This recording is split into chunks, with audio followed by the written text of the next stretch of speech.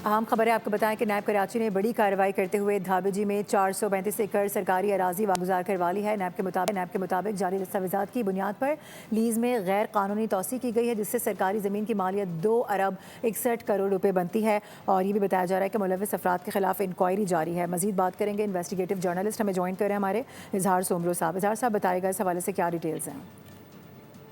देखें, एक अहम खबर हम आपको दे रहे हैं कि ज़िला ठट्ठा के इलाके धाबेजी में कौमी एहतसाब ब्यूरो नैब कराची ने सरकारी राजी के हवाले से एक बड़ी कार्रवाई की है।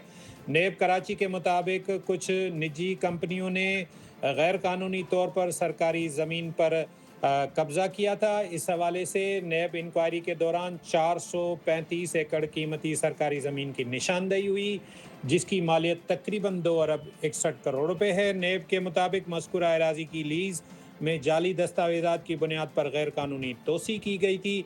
नैब कराची ने मामले पर मुतल्लिका रेवेन्यू हुकाम से रब्ता किया और सिंध हुकूमत के महकमा लैंड यूटिलाइजेशन से कानूनी कार्रवाई के लिए ख़तों की दावत की। नैब की मुदाखलत के नतीजे में secretary land utilisation department Sindh ने 20 अगस्त 2026 को बाज़ाब्ता हुक्म जारी करते हुए 435 एकड़ अराजी की गैर कानूनी लीज मनसूख कर दी।